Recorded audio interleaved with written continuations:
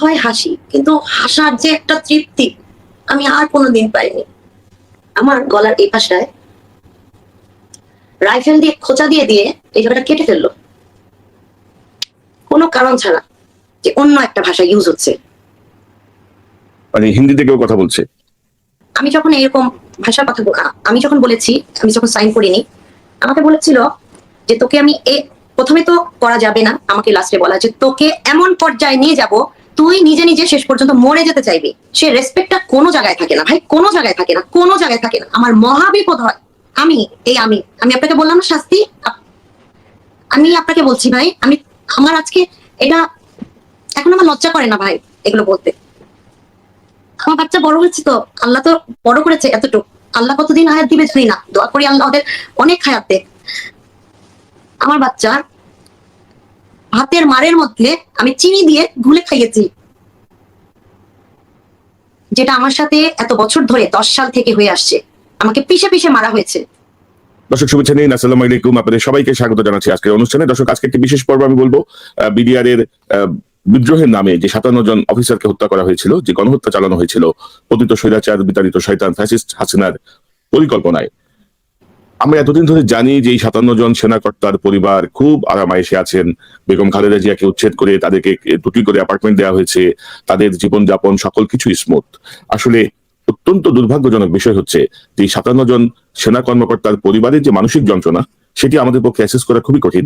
কিন্তু সন্তান সহ প্রত্যেকটি পরিবার একটি অবর্ণনীয় দুর্ভোগের মধ্য দিয়ে পার করেছেন।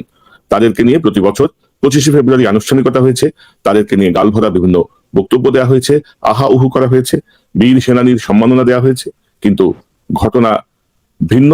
বাস্তবে তারা যে সাহায্য পেয়েছেন বা যে সহমর্মিতা তাদের পাওয়ার কথা ছিল, তার কিছুই তারা পাননি। তো আজকে আমার সঙ্গে যোগ দিচ্ছেন তাসনুভা মাহ। আপনাকে স্বাগত জানাচ্ছি আজকের অনুষ্ঠানে। তাসনুভা মাহ হচ্ছেন মেজর তানভীর হায়দার নূরের স্ত্রী, যিনি শাহাদাত বরণ করেছিলেন বিডিআর এর ভেতরে, পিলখানার ভেতরে, এবং তার মৃতদেহ আসলে শনাক্ত করা যায়নি। যে 10-12টি মৃতদেহকে পুড়িয়ে দেওয়া হয়েছিল, তার মধ্যে ধারণা করা হয় একজন হচ্ছেন মেজর তানভীর হায়দার নূর। আমি আপনার কাছে জানতে চাই যে বিডিআর এর এই ঘটনা সময় আপনি কোথায় ছিলেন, কিভাবে, অর্থাৎ আপনার যে গল্পটা, আপনার যে জীবনের যে গল্পটা, যে করুণ গল্প, এটা আমরা একটু শুনতে চাই একদম প্রথম থেকে, বিদ্রোহের প্রথম দিন থেকে বা আগের দিন থেকে এই পর্যন্ত জানতে চাই। আমার যদি কোনো জিজ্ঞাসা থাকে আমি হয়তো মাঝে মাঝে আপনাকে জিজ্ঞাসা করবো, না হয় আপনি আপনার মতো করে বলে যান, আমি আপনার বিষয়টা একটু শুনতে চাই। আসসালামু আলাইকুম কনক ভাই, আপনাকে অশেষ ধন্যবাদ আমাকে আপনার অনুষ্ঠানে নিয়ে আসার জন্য। 2009 সালের জানুয়ারি লাস্ট উইকে 20 তারিখের পর, আমার জানা মতে জানুয়ারি 20 তারিখের পর আমার হাজবেন্ডের আর্মিতে ব্যাগ যাওয়ার জন্য একটা পোস্টিং আসে। তারপরে মোটামুটি আমার হাজবেন্ডের প্রিপারেশন শুরু হয়। রাজেন্দ্রপুরে তার 25 এডিতে, তখন খুব সম্ভবত 25 এডি ছিল, 25 এডিতে তার পোস্টিং চলে যাওয়ার কথা। সেভাবে আমরা প্রিপারেশন নিচ্ছিলাম। সাডেনলি জানুয়ারি 26 বা 27 তারিখে এরকমই কথাবার্তা হয় যে আবার ওকে বিডিআর এ প্যারেডের জন্য যেতে হবে। তখন ও হচ্ছে একটু বিব্রত হয়, কারণ ওর র্যাঙ্কটা পড়ার কথা ছিল, মেজর র্যাঙ্কটা পড়ার কথা। এরপরে যাই হোক, এত মানে সবকিছু ওর ফেয়ারওয়েল হয়, আমরা ঢাকায় রওনা দিই। নীলসাগর একটা ট্রেন আছে, ওই ট্রেনে করে আমরা রাতে রওনা দিই। রাত্রে 2:20 ওর কাছে একটা ফোন আসে, মানে ও আমাকে ঢাকায় রেখে যাওয়ার কথা, সবকিছু কমপ্লিট করে সে তারপরে হচ্ছে রাজেন্দ্রপুরে জয়েন করবে। এরকমই আমি যতটুকু মনে পড়ে এরকম হওয়ার কথা ছিল, যেভাবে প্রিপারেশন নেওয়া ছিল। কিন্তু হঠাৎ করে ওর যখন ওকে পিলখানাতে যেতে বলে, আমরা নীলসাগর ট্রেনে করে রওনা হচ্ছি, ওই সময় ওকে বলা হয় যে অন্য একজন অফিসারের নাম বের হয়েছিল প্যারেডে, ওনার কিছু ফিজিক্যাল প্রবলেমের জন্য, উনি কিছুটা অসুস্থ থাকার কারণে তার নামের পরিবর্তে আমার হাজবেন্ডকে যেতে হবে। তখন তার একটু খারাপ লাগে, কারণ ওর র্যাঙ্কটা ডিউ হয়ে গেছে, র্যাঙ্ক করতে হবে। যাই হোক, এখন অর্ডার তো আর কখনো চেঞ্জ করে না অফিসাররা, যেভাবে থাকে সেভাবে ওনারা মেনে নেন। তো সেভাবে ও চলে যায় সেভাবে পিলখানাতে যাওয়ার পরে ওখানে আমরা প্যারেড সম্ভবত ফেব্রুয়ারির 1 বা 2 তারিখ থেকে শুরু হয়ে যায়। আমরা ছায়ানীর নামে একটা ছোট একটা মানে 3টা রুমের একটা বাসা থাকে, মানে কারণ অফিসার্স মেসে কোনো জায়গা ছিল না।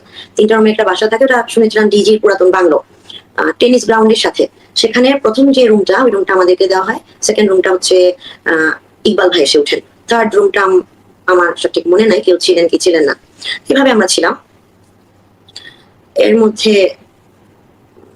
মধ্যে ভাই এভাবেই চলছিল, খুব সুন্দর যাচ্ছিল সবকিছু। বাট 24 তারিখ সকালবেলায় আমার হাজবেন্ডের প্যারেড ছিল, প্যারেডের প্রোগ্রামটা যখন শুরু হলো অনেক ভোরবেলাতেই চলে গেল।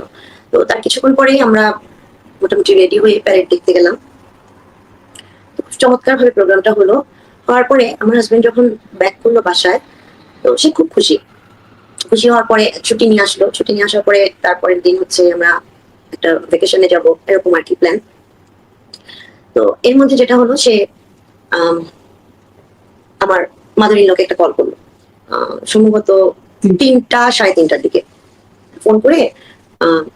তখনকার যে প্রাইম মিনিস্টার ছিলেন ওনার জন্য বললেন যে উনি প্রতিটা অফিসারকে জিজ্ঞেস করেছেন তাদের বাড়ি কোথায়। এখান থেকে জিজ্ঞেস করার পর আমার হাজবেন্ড যখন তার বাড়ি বলে, তো উনি তখন বললেন যে তোমাকে আমার খুব পছন্দ হয়েছে, তোমার বাড়ি যদি গোপালগঞ্জ হতো তাহলে আমি তোমাকে খুব দ্রুত এসএসএফ এ নিয়ে আসতাম। এটা যখন আমার মাদার ইন লকে বলছে, আমার মাদার ইন ল বললো যে বাবা ইনশাল্লাহ তুমি যদি সেরকম ভালো করো তাহলে তুমি একসময় যাবা। এখানে কথাটা শেষ। দেন ওর কাছে জিনিসটা এত ভালো লেগেছে, আমরা কিছুক্ষণ পর আমার এক রিলেটিভের বাসায় গিয়েছিলাম। ওখানে যাওয়ার পর দেখলাম যে সে ওখানেও সেটা শেয়ার করলো। এরপরে যাই হোক, রাতে যখন 8:30 বাজে হঠাৎ করে ওর কাছে ফোন আসলো। ও তো লিভ নিয়েছিল, ফোনে আসার পরে বললো যে রাতের মধ্যে যেন চলে আসে, সকালবেলা একটা মিটিং বা কিছু একটা আছে। তো তারপরে তো রাত্রিবেলায় হচ্ছে আমরা চলে আসলাম সেখান থেকে। তারপর সকালে 7:40-এর দিকে তানভীর বাসা থেকে বের হয়ে গেল। তো ও যখন বের হয়ে যায় তখন আমি জানি না কেন যেন দুটো ইনসিডেন্ট আমার সাথে হলো। মানে এরকম আসলে কখনো হয় না, ওটা স্কিপ করে যাই আমি। বাট ও চলে যাওয়ার পর না, এরকম আসলে কখনো বোধ হয় না। এত জায়গায় ও গেছে, বর্ডার ভিজিটে গেছে, এরকম ভয় আসলে কখনো লাগেনি। আমি জানি না কেন লেগেছিল সেদিন। ও যখন চলে গেল তারপর আমি মনে হয় আনুমানিক আধা ঘন্টার মতো শুয়েছিলাম আমার বাচ্চা দুটাকে নিয়ে। কিছুক্ষণ পর আমার কাছে এত অ্যাবনর্মাল কিছু সাউন্ড লাগলো, হইচই। সরি। এর কিছুক্ষণ পর আমার কাছে মনে হলো যে আমাদের যে ওয়াশরুমটা আছে ওখান দিয়ে কোন রকম একটা সাউন্ড আসছে। একটা রুম তো, আর ওয়াশরুমটা তো একসাথে। আমার মনে হচ্ছে খুব জোরে সোরে সাউন্ড। আর বাসাতে আমার জানার মতে কেউ নাই, পাশের রুমে ইকবাল ভাইয়া চলে গেছেন, তার পাশের রুমে কেউ আছে কিনা আমি জানি না। আমি ওয়াশরুমে গেলাম। ওয়াশরুমে যাওয়ার পরে সরি ওয়াশরুমে যাওয়ার পরে ভাই একটা আমার একটু আতঙ্কে ছিলাম। সাউন্ড গুলো ছিল অ্যাবনর্মাল। এটাও আমার সংসার জীবনে আমি এই ধরনের সাউন্ড পাইনি। অনেক প্রোগ্রাম ছিল, অনেক হইচই শুনেছি ক্যান্টনমেন্টে, পিলখানাতে, ব্যাটালিয়ন গুলাতে, বাট সাউন্ড গুলো আমার কাছে পুরোটাই অ্যাবনর্মাল ছিল। আর আরেকটা জিনিস, যেটা আমি আমার সংসার জীবনে মানে কি জাতীয় সাউন্ড? গুলির শব্দ নাকি চিৎকারের শব্দ? মানে কি শব্দ? চিৎকার না, মানে কেমন যেন একটা, আমি হই হুল্লোড় তো আছে, চিৎকারটা হচ্ছে হই হুল্লোড় টাইপ, আবার কেমন যেন একটা অন্য টাইপের সাউন্ড, অন্যরকম। এটা গুলির পর্যায়েও না, একদম অন্য ধরনের। আমি এই ধরনের সাউন্ড আগে শুনিনি। অনেকজন মিলে, মানে কোনো মিছিলের মতো না, আবার চিৎকার চেঁচামেচিও না, হ্যাঁ, বাট আছে না লোক জড়ো করার মতো, কাইন্ড অফ অনেক মানুষ হচ্ছে, এরকম লেগেছে। তো আসলে পিছন সাইডটা কেমন আমার তো মনে নাই।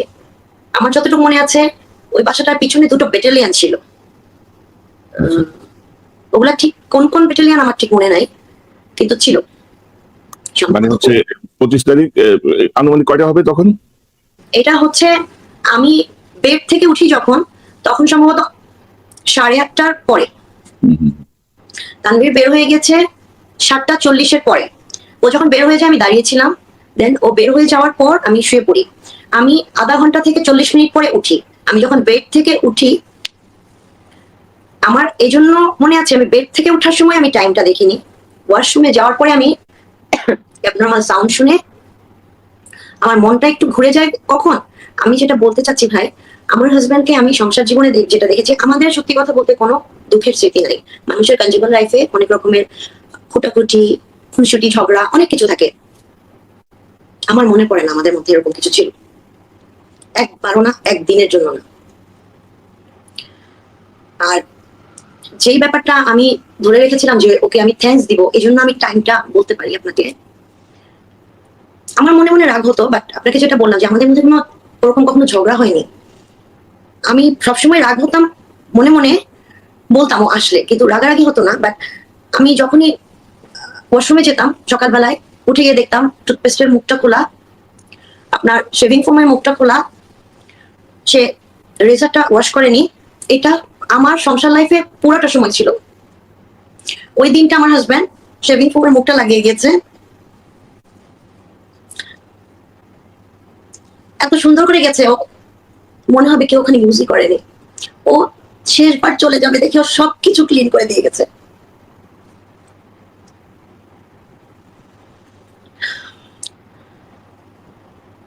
আমি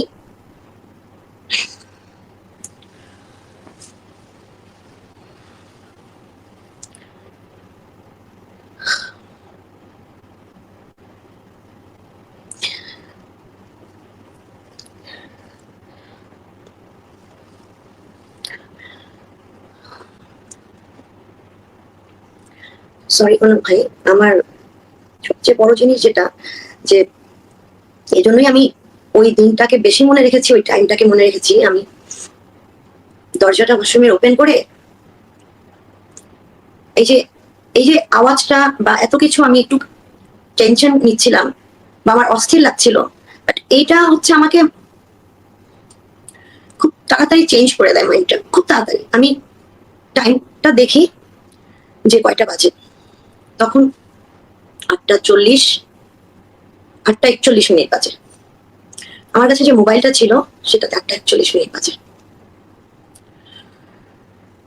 তো আমি এই জন্য মনে রেখেছি, আমার একটা প্ল্যান ছিল যে আজকে আমি অনেক বড় একটা থ্যাঙ্কস দিব তাকে, কারণ আমার তো সংসার লাইফে সে কোনোদিনও এরকম করে যায়নি।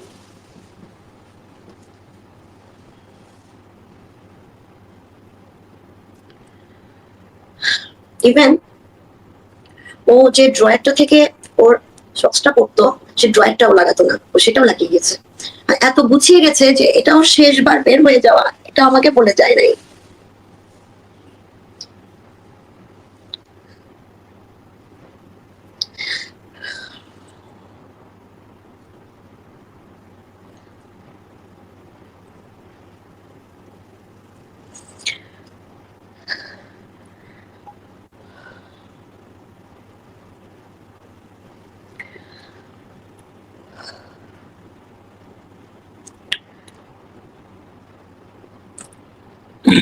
আমাদের লাইফে ভাই 15.5 বছরের বেশি চলে গেছে।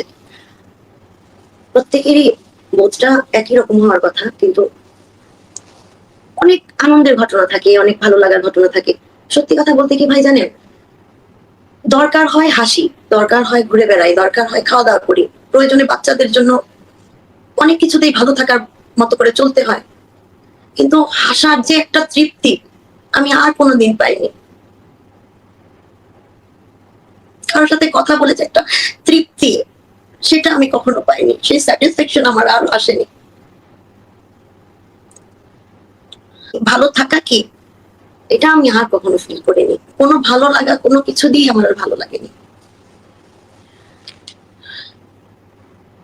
কিছু কিছু মানুষ থাকে লাইফে, প্রত্যেকের পার্টনার অবশ্যই তার লাইফে অনেক ইম্পর্টেন্ট, কিন্তু তারপরে আমি বলবো যে কোনো কোনো ব্যক্তি, কোনো কোনো মানুষের লাইফে এমন থাকে তার রিপ্লেস কখনো হয় না। তো যার কারণে এই মানুষটা আমার লাইফ থেকে চলে যাওয়ার পর এই অনুভূতিটা না আমি কাউকে বোঝাতে পারবো না। যেমন আমি এটা বলবো যে আমাদের অনেকে মনে করে আমরা অনেক ভালো আছি, এত বছর হয়ে গেছে, অনুভূতি কি একরকম আছে? ভাই অনুভূতি একই রকম আছে, একই রকম আছে ভাই। আমার মনে হয় আবেগ আরো বেশি বেড়ে গেছে।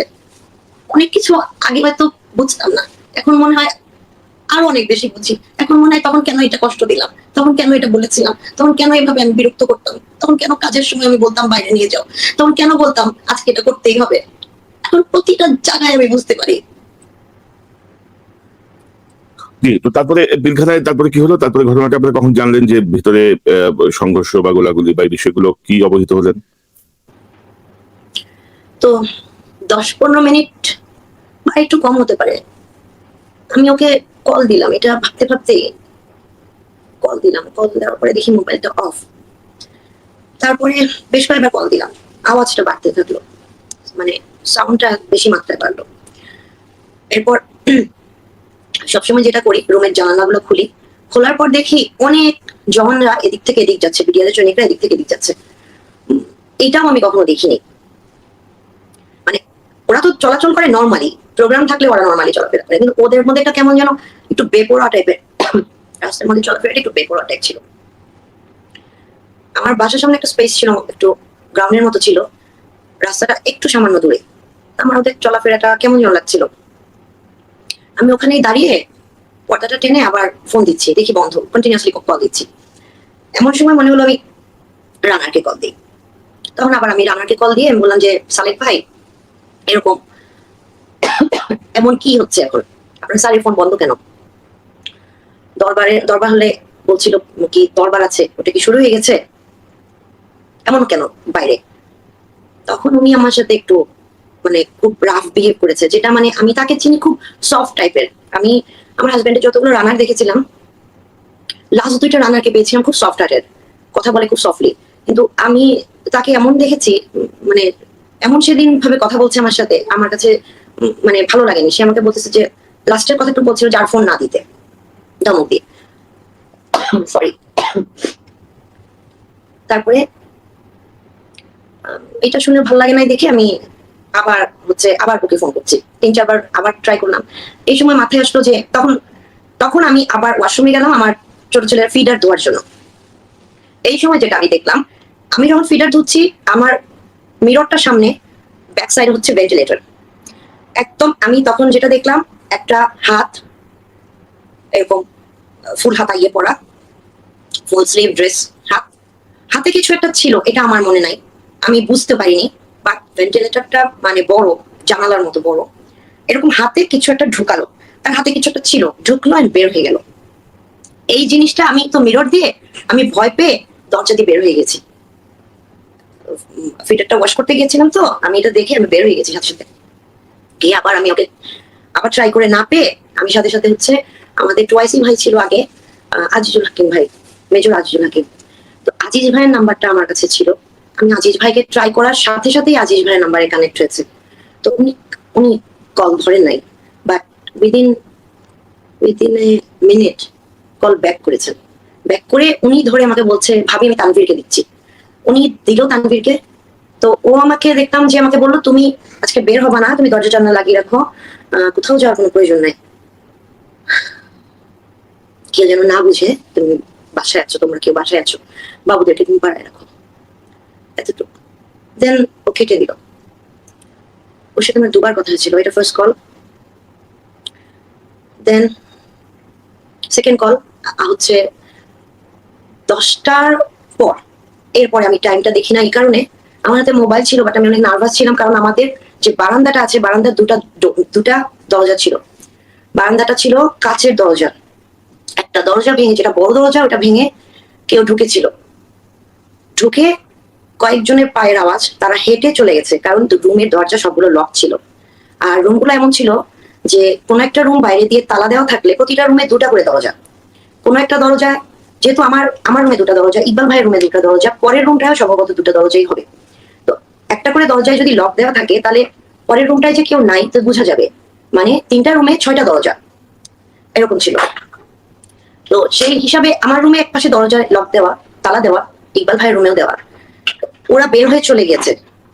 এরপরে আমার সাথে তানভীরের কথা হয়, ওটা তানভীরই আমাকে কল দিয়েছিল। তানভীর আমাকে আজিজ ভাইয়ের নাম্বার থেকে কল দিল। কল দিয়ে আমাকে বলছে আমাদের রুমে একটা ওয়ার্ডরোব ছিল, আমাকে বললো তুমি ব্ল্যাঙ্কেট জড়ায়ে বাচ্চাগুলাকে নিয়ে ওটার ভিতরে বসে থাকো, কেউ যেন তোমাকে আমার বাচ্চাদেরকে না দেখে, কোনোভাবে যেন না দেখে। আর যদি পরিস্থিতি অনেক খারাপ হয় আর তুমি অনেকক্ষণ ওয়েট করে যদি দেখো আর আমি কখনোই ব্যাক না করি, তুমি ওইভাবেই সবকিছু জড়াই গায়ের মধ্যে সবকিছু জড়াই ওগুলো নিয়ে, যেখানে অনেক গোলাগুলি হয় আমার বাচ্চাদের নিয়ে, তুমি সহ ওখানে দাঁড়ায় যাবা। আমি এই কথাটা 2009 সালেও বলেছিলাম, আমি আজকে 2024 সালেও বলছি। এই কথাটা আমি আর্মিতে বলেছিলাম, এই কথাটা আমি যখন পিলখানাতে আমার স্টেটমেন্ট নেয় আমি তখনও বলেছি। আর আরো খুব ছোট্ট কয়েকটা ওর সাথে কথা হয়, ও আমাকে বলছিল তুমি কিছু বলবা না, আমার বাচ্চারা যেন কোনো সাউন্ড না করে। ওই যারা ঢুকেছিল আমার বাসায়, ওরা বা অন্য কেউ আমার বাসায় যে আবার ঢুকে গেছে এটা আর আমি বুঝিনি। হঠাৎ করে আমার দরজা ভেঙে ঢুকে গেছে, যেহেতু আমি ওয়ার্ড্রোবের ডোরের ভিতরে, বারান্দা পায়ের আওয়াজ চলে গেছিল, আমি শুধু যে আওয়াজটা পেলাম, আমার একটা মনে হলো আমার ঘরে কেউ, একটা জোরে শব্দ হলো আমার ঘরে কেউ, আমার গলার, আমার দরজাটা টান দিয়ে খুললো, আমার গলার মধ্যে এভাবে ওড়না টান দিয়ে টেনে, আমার দুটো বাচ্চা এভাবে জড়ায় ধরা, ওভাবে টেনে নিয়ে টেনে হিচড়ায় বের করে বাসার বাইরে যে গ্রাউন্ডটা আছে ওখানে ফেলে দিল। আমার এতটুকু মনে আছে, এতটুকু মনে আছে।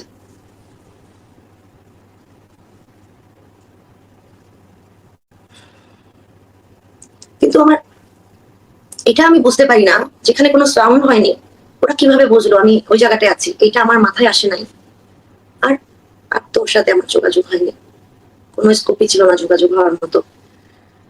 পরে কিছুক্ষণ পরে আমি আসলে ওই সময়টা আমার কিছু মাথায় কাজ করছিল না, যখন গ্রাউন্ডে ফেলে দিল আমার ছোট্ট ছোট্ট বাচ্চা, আমার একটা বাচ্চা প্রায় 3 বছর, আরেকটা হচ্ছে 9.5 মাস। আমার দুটা ছেলের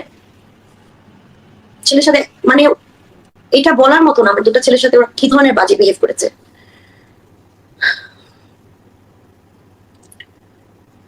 ওখানে এটাও শুনেছি যে কারো ছেলে বাচ্চাকে রাখা হবে না। আমি জানি না আমাদের ভাবিরা কতটুকু কি বলেছেন, আগে শুনেছিলাম অনেক কথাই 2009 সালে, বাট আমি জানি না 2024-এ এসে ভাবিরা কতটুকু কোথায় কি বলেছেন, কোথায় স্টেটমেন্ট দিয়েছেন। কারণ এ পর্যন্ত আমি কোনো প্রোগ্রামে যাইনি, আমি একটু অসুস্থ থাকা, আমি এ পর্যন্ত কোথাও যাইনি, জন্য আমি এখন জানি না ওনারা কোথায় কিছু বলেছেন কিনা এই ব্যাপারগুলো। ওদিন সবার ছেলে বাচ্চাকে কেন খোঁজা হচ্ছিল এটা আমি জানি না, এটার অ্যান্সার আমার কাছে নাই। আর তারপরে যখন আমার মোটামুটি একটু বুঝতে পারলাম, আমার গলার এই পাশটায় রাইফেল দিয়ে খোঁচা দিয়ে দিয়ে এই জায়গাটা কেটে ফেললো কোনো কারণ ছাড়া। মানে ব্যথা পেয়েছি, টেনে ফেলে দিয়েছে, উঠে কেন দাঁড়াতে পারছি না, সেটার জন্য যে এত বাজে কথা শুনেছি এটা এটা বলে বোঝাতে পারবো না। এ ধরনের ইনসাল্ট তো আসলে পাওয়ার কথা না।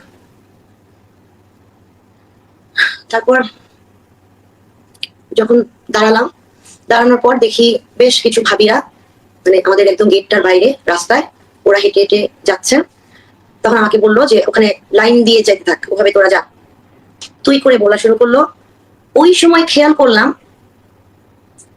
অন্যভাবেও কথা বলছে, এছাড়াও কথা হচ্ছে, যেভাবে কথা শুনে এসছি, যেভাবে কথা শুনতে ইউজ টু, সেভাবে ছাড়াও কথা হচ্ছে। এখানে আমি একটা কথা বলতে চাই, আমি এই কথাগুলো বলার জন্য আমি এই কথাটা কোনো ভাই, এই কথাটা আমি খুব ভালোভাবে বলতে চাই। আমি এই কথাটা 2009 সালে বারবার বলেছি, 9 সালে বলেছি, 10 সালে বলেছি। আপনি জানেন এটার জন্য এই 2024-এর সেপ্টেম্বর পর্যন্ত আমি আমি কি পানিশমেন্ট ভোগ করছি আপনি জানেন?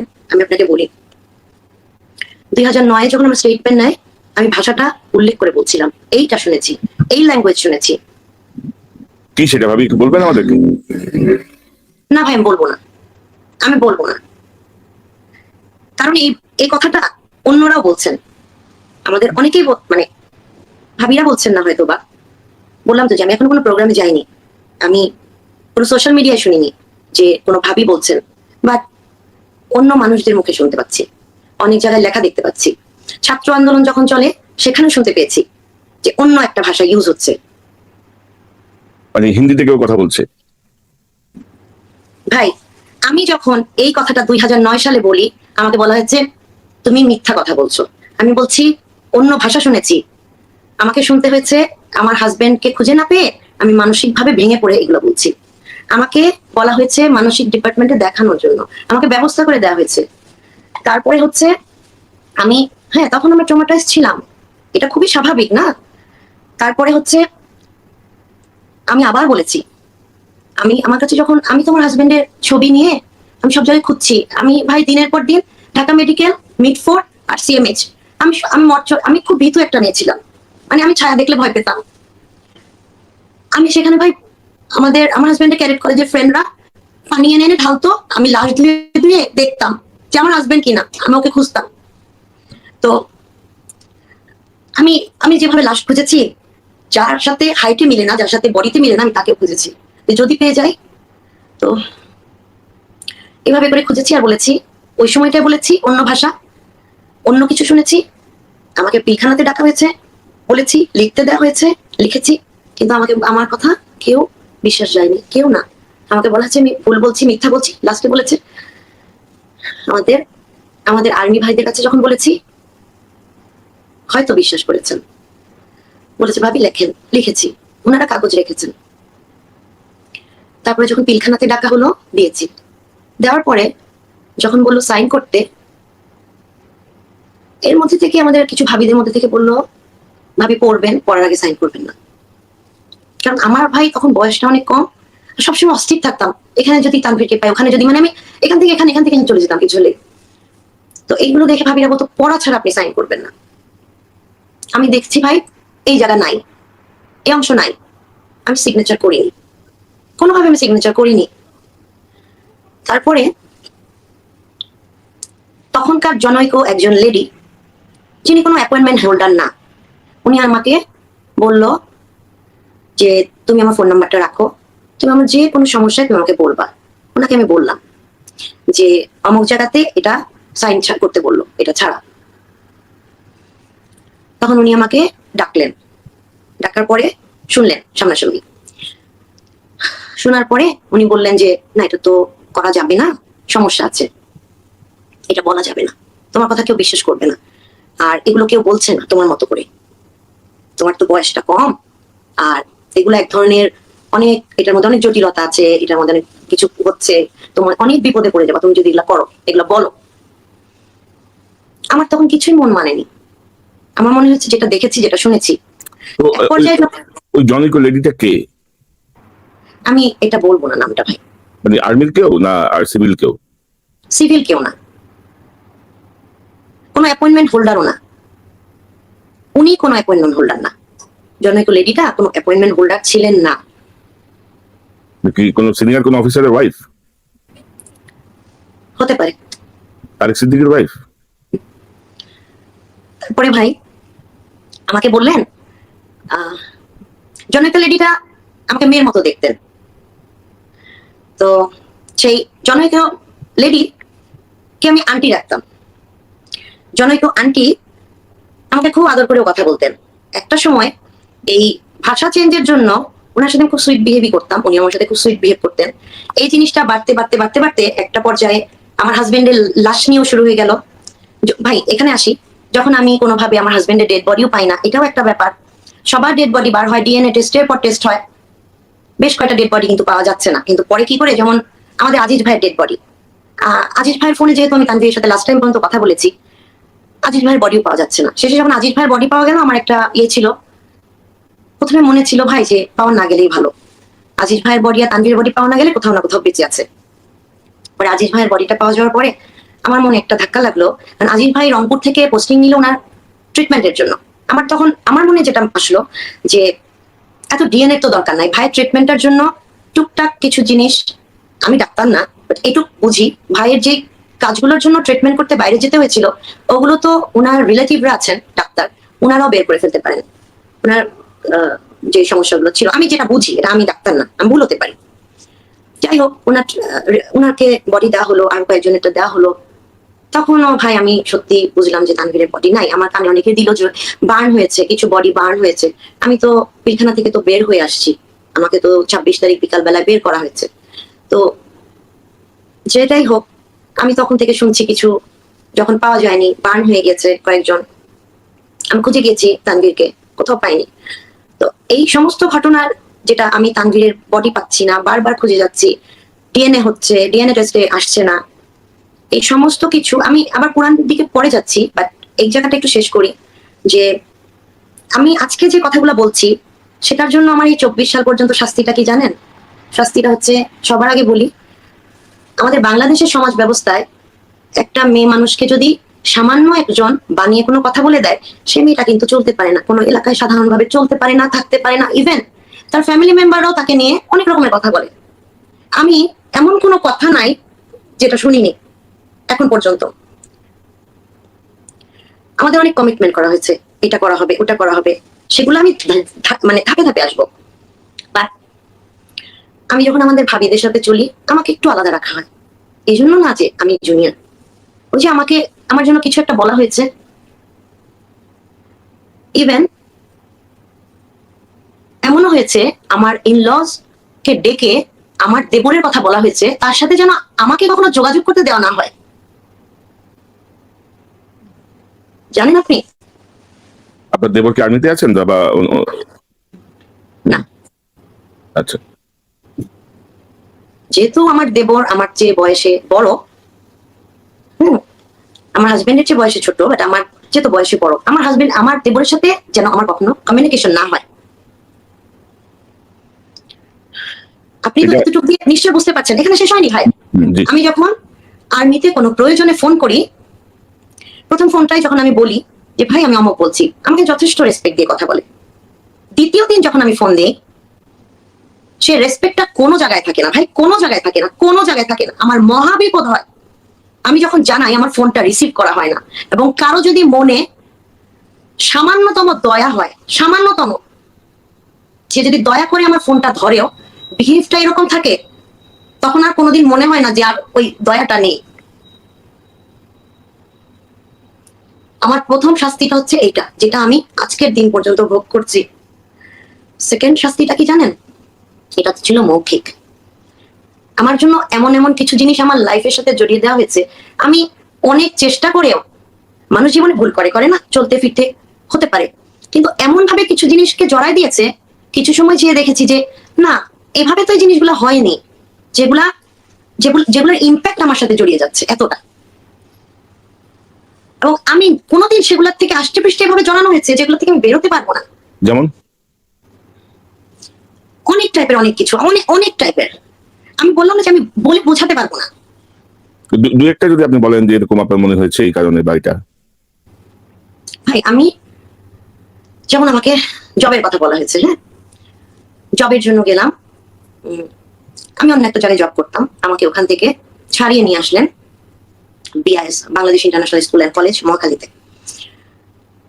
ওখানকার প্রিন্সিপাল উনি বললেন, টাকা বড় না জব বড়, বাচ্চা দুইটাকে আপনি বুকে করে নিয়ে আসবেন, বুকে করে নিয়ে বাসায় যাবেন, ওদের দিক তাকান, আপনি যখন আসেন আপনাকে দেখে আমার খুব খারাপ লাগে। তানভীর আমার ক্যাডেট ছিল, আমি চাই আপনি আপনার বাচ্চাগুলাকে নিয়ে এখানে আর আমি জব করেন। আমি খুব তাড়াতাড়ি আপনাকে, মানে ওখানে ঢুকার যেটা নিয়মটা আমি বুঝলাম যে প্রথমে টেম্পোরারি টিচার করে নেয়, 6 মাসের মাথায় পার্মানেন্ট করে দেয়। আমাকে বললো যে আমি সবকিছু করে দিব, আপনি ঢুকেন।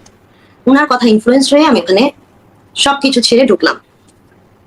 আমার বাচ্চাগুলো তখন অনেক ছোট, আমাকে কোনো বসার জন্য চেয়ার টেবিলও দেওয়া হলো না। টিচার সমেত আমি একটা চেয়ার টেবিল পাবো? আমি নার্সারি ক্লাসে পিছনের দিকে বসে থাকতাম। হ্যাঁ, তো আমাকে বললো কি, অমুক অফিসারের বাচ্চা আমাকে দেখে ভয় পায়। ভাই আমাকে দেখে কি কোনো মানুষের ভয় পাওয়ার কথা? বলেন তো, আমাকে দেখে নাকি ভয় পায়? বিভিন্ন বাচ্চা নাকি আমাকে দেখে আমার নামে কমপ্লেন করে। এটা কে বললো? আছে, এগুলো আমার নামে কমপ্লেন আসছে। না, তাসনিমা বাবা, আপনি যদি সরাসরি না বলেন, মানে এত বছর আপনি কথা বলতে পারেন নাই, কিন্তু এখন হচ্ছে কথা বলার সময়। এবং ধরেন যে আপনাকে কারা হেনস্থা করলো, এরকম একটা শোকাবহ ঘটনা ঘটে, এই বিষয়গুলো নিশ্চয়ই এখন পর্যন্ত যা, আমি সবার আগে বলবো, আমি আর্মি অফিসারদেরকে অসম্ভব রেসপেক্ট করি, আমি আর্মিকে অসম্ভব রেসপেক্ট করি। রেসপেক্ট করি এই কারণে, কারণ 57টা অফিসার, ইভেন একজন রিটায়ার্ড অফিসার এখানে শহীদ হয়েছেন, ওনারা প্রত্যেকেই হচ্ছে এই আর্মির ইউনিফর্মটা গায়ে দিতেন। এবং এখনো আর্মির মধ্যে ওই সমস্ত অফিসার আছেন যারা অসম্ভব দেশপ্রেমিক। রাইট ভাই? যে ভাইদেরকে বের করে দেওয়া হয়েছে, এই আর্মি থেকে বের করে দেওয়া হয়েছে, তারাও অসম্ভব দেশপ্রেমিক। তো আমি তো কোনোভাবেই আর্মিকে অসম্মান করতে পারি না। এই যে কয়েকজন মানুষের জন্য এটা কিন্তু আর্মিকে অসম্মান করা নয়। যারা হ্যাঁ। আর্মির ইউনিফর্ম গায়ে দিয়ে আমরা যখন কারোর জন্য আঙ্গুল তুলে কথা বলি তখন আমাদেরকে শুনতে হয় আমরা আর্মির ভাবমূর্তি নষ্ট করছি। না, এখানে ভাব বা আমি মূর্তি আপনাকে নাই। আমি আজকে কত বড় রিস্ক নিচ্ছি। আমি আপনাকে একটা কথা বলি, আজকের কথার জন্য আমার লাইফে এমন কিছু ক্ষতি হয়ে যেতে পারে, আমি জানি না কি হবে। আমি আপনাকে কিন্তু এটা দিয়ে বলা শুরু করেছি যে আমি 9 সাল থেকে আজকের দিন পর্যন্ত আমার রিজিক আল্লাহর দেওয়া, এভাবে মানিয়েছি নিজেকে। অবশ্যই আল্লাহর দেওয়া, কোনো না কোনো উসিলার মাধ্যমে আসে, তাই না? আমার রিজিকের উপর হাত দেওয়া হয়েছে। আমাকে এক জায়গায় রিজিক ছাড়িয়ে আমাকে এক জায়গায় ঢুকানো হয়েছে। আমি যেখানে জবে ঢুকলাম আমাকে প্রত্যেকটা আমার যারা কলিগ ছিলেন আমাকে প্রত্যেকে পছন্দ করতেন, প্রত্যেকটা বাচ্চারা আমাকে পছন্দ করতো। আমাকে নিয়ে কারো কোনো প্রবলেম ছিল না। আমাকে হঠাৎ করে ফোন করে বলা হলো কালকে থেকে আপনি আসবেন না। ফোন করে, কোনো লেটার দিয়ে না, কিছু দিয়ে না, ফোন করে হঠাৎ করে বলা হলো আপনি কালকে থেকে আসবেন না। এ পর্যন্ত তো আপনাকে ঠিকভাবেই স্যালারি দেওয়া হয়েছে। যেখানে আমি পার্মানেন্ট হবো জানি সেখানে আমাকে বলা হলো কালকে থেকে আপনি আসবেন না। আমার দোষ কি জানেন ভাই? আমি নাকি খালি ফোনে কথা বলি। আমি এত অবাক হয়েছি, কেউ ফোনে কথা বলার জন্য কি চাকরি চলে যায়? আবার কোথায় ফোনে কথা বলি? টিচার্স রুমে বলি না, ক্লাসরুমে বলি না। আমার বাচ্চা দুইটা ছুটি হয়ে যেত 12টা আর 12টা 20, মানে 11টা 50 আর 12টা 20-এ। ওরা বাসায় গিয়ে পৌঁছে আমাকে জানায় যে মাম্মা বাসায় এসছি, বাসায় ঢুকেছি। এই ফোনটা আমি রিসিভ করতাম। আরেকটা ফোন হচ্ছে আমাকে গাড়িতে নিতে আসবে, কয়টার সময় রওনা দিবে, এইটা হচ্ছে আমাকে জিজ্ঞেস করতো ফোন করে ড্রাইভার, এই জিনিসটা। কারণ মাঝে মাঝে 3টার পরে যেতাম, আর মাঝে মাঝে সম্ভবত 2টা 10 নাকি 1টা 50-এ রওনা দিতে বলতাম, এটা ঠিক এখন মনে নাই। ওইটার ফোনটা ভাই, এই জন্য কি আমি বেশি ফোনে কথা বলতাম? না, আমি আমি আপনাকে যেটি বলছিলাম যে ধরেন দুই একজন অফিসার যারা আর্মির পোশাক গায়ে দিয়ে একজন শহীদ সেনা অফিসারের স্ত্রীর সঙ্গে অমানবিক আচরণ করে, তাদের নাম প্রকাশ করা বা তাদের শাস্তি চাওয়া বা তাদের সম্পর্কে জানানো, এটি পুরো সেনাবাহিনীকে অপমান করা নয়। আপনি আমি আপনাকে ভাই এতটুকু এই বলছি, জাতীয় প্রতিটা মানুষ, আমি আপনাকে এতটুকু বলছি ভাই, যে প্রতিটা মানুষের লাইফে ভুল থাকে, ভুল থেকে সে শুধরায়। কিন্তু মানুষের একটা ভুল ধরে তার লাইফটা কেউ কখনো হেল করে না। যেটা ধরে আমার লাইফটা হেল করে দেওয়া হয়েছে। আমার লাইফের সবকিছু আমাকে ধরে ধরে আমাকে এই পর্যন্ত শেষ করে দেওয়া হয়েছে। আল্লাহ তাআলা ভুল হচ্ছে মাফ করে দেয়, কিন্তু আমার যা আমি যেদিক দিয়ে যে রাস্তায় যাইনি ওটাকে বানিয়েছে, আমি রাস্তায় গিয়েছি এবং সেটা সাক্ষী সহকারে বানিয়েছে। আমি যেটা করিনি ওটা সাক্ষী সহ এসে বলে গেছে আমি করেছি। আমি যেখানে ছিলাম না ওটাকে সাক্ষী সহ বলে গেছে আমি ছিলাম। আমার এত বড় শক্তি, এত বড় সাহস তার কোনোটাই নাই এগুলো বলার। কারণ মানুষ কখন বলতে পারে তার যখন সে শক্তি থাকে। আজ আমার হাজবেন্ডের যে ডেড বডিটা নাই, এটা বলার মতো আমার শক্তি ছিল না। আমি আপনার সাথে কখন কথা বলছি আপনি বলেন তো? যখন আমি টিভি চ্যানেলে দেখেছি বেশ কয়েকজন এটা বলছেন, তারপরে আমি আপনার সাথে কথা বলতে পারছি। না তো আচ্ছা, আমরা এই প্রসঙ্গটা আবার আসবো। তো পিলখানায় আপনার হাজবেন্ডের ডেড বডির কি হলো শেষ পর্যন্ত, কিভাবে কি হলো একটু জানতে চাই। নিশ্চয়ই তারা আপনাকে, আমি যতটুকু আপনার সঙ্গে আগে কথা বলেছি। ভাই আমার কথা এখানে শেষ হয়নি, আমি এখানে আরো কিছু কথা বলবো। প্লিজ বলেন। আমি শাস্তি থেকে বলবো। আমার শাস্তি কি জানেন? আমার শাস্তিগুলো আমি শেষ করি। আমি যখন এরকম ভাষার কথা আমি যখন বলেছি, আমি যখন সাইন করিনি, আমাকে বলেছিল যে তোকে আমি প্রথমে তো করা যাবে না, আমাকে লাস্টে বলা যে তোকে এমন পর্যায়ে নিয়ে যাব তুই নিজে নিজে শেষ পর্যন্ত মরে যেতে চাইবি। এবং আমি স্বীকার করি আমার অবস্থা এমন দাঁড়িয়ে গেছিল যে আমি মরে যেতে চেয়েছি। আমার আর বেঁচে থাকতে ইচ্ছা করেনি, আমার মাথা তুলে কোথাও যেতে ইচ্ছা করেনি। আমি যেখানে যাই মাথাটা নিচু করে থাকি। আমি এই কথাটাই বলতে চেয়েছি ভাই, আমি এই কথাটাই বলতে চেয়েছি। আমাদের যখন ক্যান্টনমেন্টের বাসা ছেড়ে দেওয়ার কথা, আমাদের অন্য ভাবিরা যখন বাসা ছেড়ে দিয়েছে, আমাদের যখন ক্যান্টনমেন্টে বাসা ছাড়ার টাইম হয়েছে, আমি বাসা ছাড়বো, আমি তখন বাধ্য হয়ে আমাকে ব্যাংক লোন, একটা পার্সোনাল লোন করতে হয় যে আমি বাসা ছেড়ে আসবো, আমার তো কিছু জিনিস লাগবে, কিছু জিনিস কিনতে হবে, আমি কোথায় পাবো টাকা? আমি একটা পার্সোনাল লোন করি। সেই লোনটা করার পর আমি আর কোনো সামঞ্জস্য পাচ্ছি না যে আমি মান্থলি লোনটা কিভাবে শোধ করব। সেটা হচ্ছে 2019 সালের কথা। সেই লোনটা শোধ করার জন্য আমি 19 সাল থেকে বারবার নক করেছি একটা অ্যাপয়েন্টমেন্ট পাওয়ার জন্য। সেই অ্যাপয়েন্টমেন্টটা দিলে আমি যেখানে নক করেছি সেই অ্যাপয়েন্টমেন্টটা যদি আমাকে দিত, আমি সেই ব্যক্তির কাছে যে রিকোয়েস্ট করতাম যে আমার লোনের ইন্টারেস্টটাকে কি কোনোভাবে এত পার্সেন্ট থেকে এত পার্সেন্টে আনা যায় কিনা এটার জন্য, সেটা আমাকে আজ পর্যন্ত এলাউ করা হয়নি। আমাদের জন্য যদি ভাই বলা হয়েছে আমাদেরকে অনেক রকমের সাপোর্ট দেওয়া হবে, আমি আসি সাপোর্টের ব্যাপারে। জি। আমাদের তো সার্ভাইভ করতে হবে, তাই না? প্রতিটা অফিসারকে যখন বলা হয়েছে যে আমরা হাজবেন্ডকে হারিয়েছি, আমাদের জন্য এই এই জিনিসগুলো অনুদান স্বরূপ দেওয়া হবে। প্রথম কথা হচ্ছে ভাই, ফ্যামিলি থেকে যখন সবচেয়ে উপার্জনক্ষম মানুষটা চলে যায়, তার রিপ্লেসমেন্ট কখনো 100 কোটি টাকা দিয়েও পূরণ করা যায় না। প্রথম কথা এটা, মানুষের রিপ্লেসমেন্ট কখনো টাকায় পূরণ হয় না। আর আমাদের কখনো এরকম কিছু দেওয়া হয়েছে বলে আমার জানা নাই। আর ব্যক্তিগতভাবে যদি আমি বলি, আমাকে কি দেওয়া হয়েছে সেটার কাগজপত্র আর্মির কাছেও আছে, আমার কাছেও আছে। এবং যদি আর্মি পারমিশন দেয় সেটা অবশ্যই আমি দেখাতে পারবো। কারণ আমি আপনাকে বলেছি যে আর্মির ভাবমূর্তি আমি কখনোই নষ্ট করতে চাই না। আর্মির পোশাক আমার হাজবেন্ড পরেছে, সম্মানিত ভাইরা পরেছে এবং এখনো পরছেন। আমি সবসময় আর্মিকে রেসপেক্ট করি। কয়েকজন খারাপ মানুষের জন্য আমি কখনোই আর্মিকে বলবো না যে আর্মি খারাপ, হতে পারে না, কখনোই পারে না। সেই কয়েকজন মানুষ যেন বের হয়ে আসতে পারে, আমি চাই আপনারা মিলে সেই মানুষগুলোকে বার করেন, আপনাদের মাধ্যমে তারা বের হয়ে আসুক। আমাদেরকে সবার চোখে বলা হয়েছে, সবার চোখে, দেশের সবার কাছে জানে যে যারা পিলখানা শহীদ হয়েছে তারা অনেক কিছু পেয়েছে। এখন বেনিফিট বলতে ভাই আমি কি বলবো, বেনিফিট কি ছিল ভাই? কত কোটি টাকা, কয় লাখ টাকা, কত টাকা ভাই? আপনারা কি জানেন আমাকে আপনি বলেন তো ভাই। কি বেনিফিট আপনারা পেয়েছেন বলেন তো? আমরা তো ধরেন যেভাবে শুনি যে আপনারা মনে হচ্ছে যেন আপনারা আর কোনো সমস্যা নাই, আপনাদের শুধু মানসিক ট্রমাটাই আছে, সংসার জীবনযাপন, বাচ্চা কাচ্চা মানুষ করা, সকল কিছু মিলিয়ে দুটো করে ফ্ল্যাট প্রতিটা ফ্যামিলি থেকে একজনকে চাকরি দেওয়া হবে। বেগম জিয়াকে উচ্ছেদ করে সেখানে বিশাল অট্টালিকা বানানো হয়েছে, আপনাদেরকে সেখানে অ্যাপার্টমেন্ট দেওয়া হচ্ছে, আমরা এগুলো জানি। আসলে কি বলেন তো, কি পেয়েছেন আপনারা? আলহামদুলিল্লাহ ভাই, আলহামদুলিল্লাহ। আমি তো বললাম যে আমি যেহেতু আর্মিকে অনেক রেসপেক্ট করি, সেজন্য আমি ক্যান্টনমেন্টের কোনো প্রসঙ্গেই যাব না ভাই, একেবারেই যাব না। এটা কিন্তু ক্যান্টনমেন্টের প্রসঙ্গ না, এটা হচ্ছে সরকারি প্রসঙ্গ, এটা হচ্ছে হাসিনার প্রসঙ্গ। হাসিনা মানে এখন তো মোটামুটি স্পষ্ট আমাদের কাছে যে হাসিনার পরিকল্পনায় ভারতের সহায়তায় এই ঘটনাটি ঘটানো হয়েছে। এবং আপনি হিন্দি ভাষীদের শব্দ শুনেছেন, অন্য ভাষাভাষীদের কথা শুনেছেন। আমি তো বলিনি, আমি হিন্দি ভাষীতে শব্দ শুনেছি, আমি বলিনি। আমারটা তো আমি তো বিশ্লেষণ করছি আপনারটা তো। ধরেন সেই জায়গাটায় আপনি যেহেতু ওই শব্দটুকু বাদ দেওয়া হয়েছে, তার জন্য আপনি চূড়ান্ত অপদস্থ হয়েছেন, অপমানিত হয়েছেন। আমার এই দুই হাতে হয়েছে ভাই, সেই জনৈক আন্টি আমার এই দুই হাতে এই দুই জায়গা ধরে পিয়মতে এভাবে আমাকে ঝাঁকিয়েছে, এইভাবে ঝাঁকিয়েছে। প্রতিটা আপনার ইয়েরা ছিলেন, সাংবাদিকরা ছিলেন পিয়মতে, মানে প্রধানমন্ত্রী কার্যালয়। জি, প্রধানমন্ত্রী কার্যালয়ে এভাবে ঝাঁকিয়ে বলেছে। কি বলেছেন? আমাকে বলেছে তুই আমার কথা রাখিসনি, তুই তোর এমন অবস্থা করব, তুই কোনোদিন মুখ তুলে আর এখানে আসতে পারবি না। এবং উনি সবার সামনে আমাকে পিএমও থেকে বের করে দিয়েছে।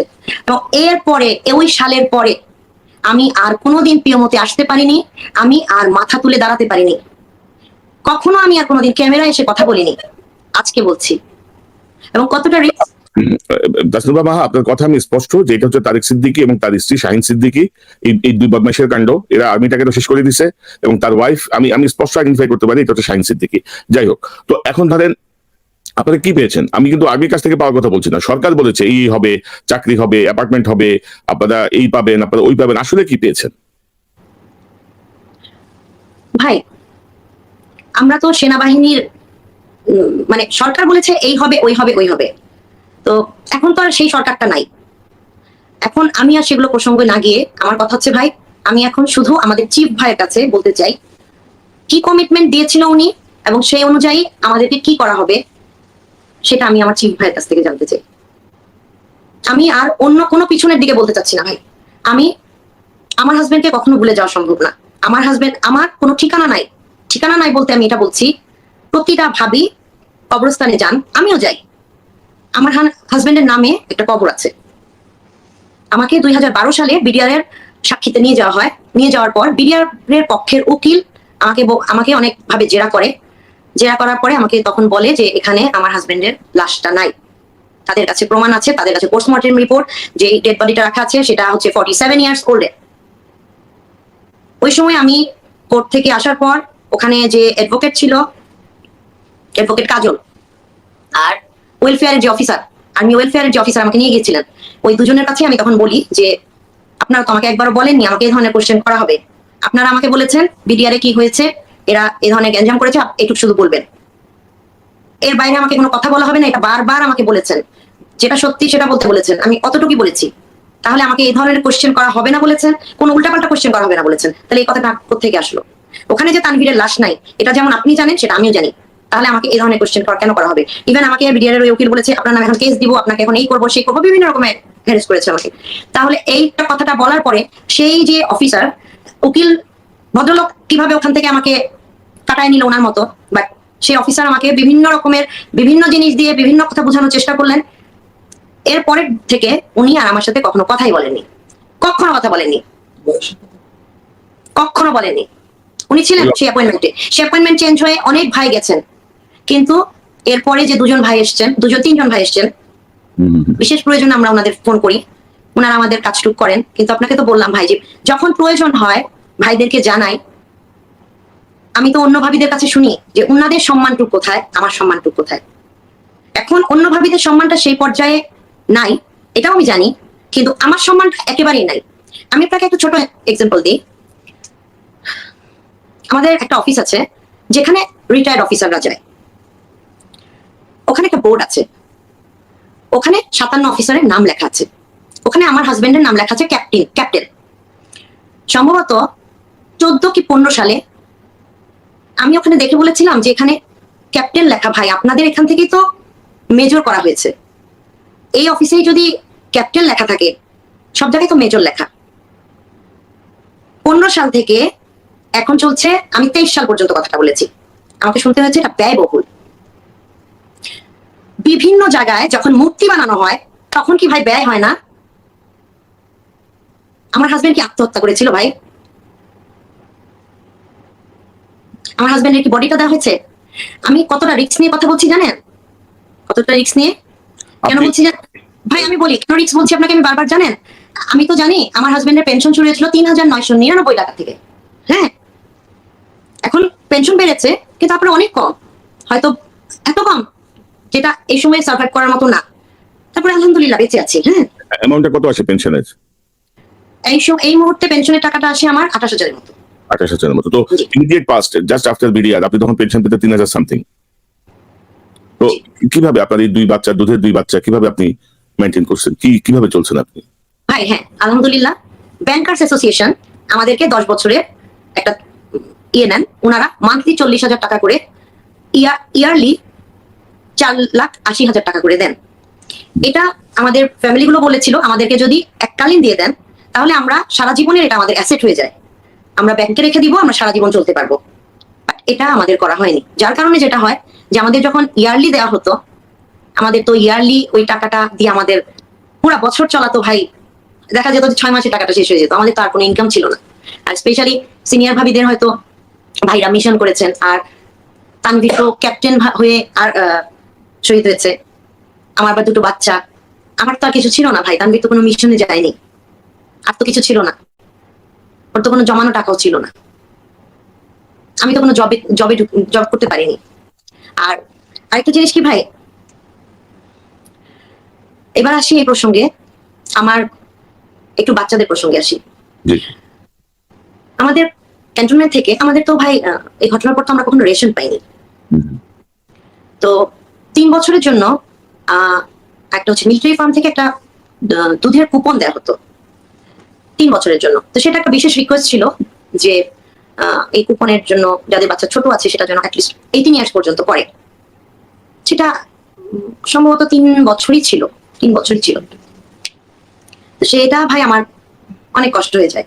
তো আপনি বিশ্বাস করবেন, হয়তো এটা কারো কাছে বিশ্বাসযোগ্য না ভাই। হ্যাঁ, আমি আপনাকে বললাম না শাস্তি, আমি আপনাকে বলছি ভাই, আমার আজকে এটা এখন আমার লজ্জা করে না ভাই এগুলো বলতে। আমার বাচ্চা বড় হয়েছে, তো আল্লাহ তো বড় করেছে এতটুকু, আল্লাহ কতদিন হায়াত দিবে জানি না, দোয়া করি আল্লাহ ওদের অনেক হায়াত দেখ। আমার বাচ্চা ভাতের মারের মধ্যে আমি চিনি দিয়ে ঘুলে খাইয়েছি।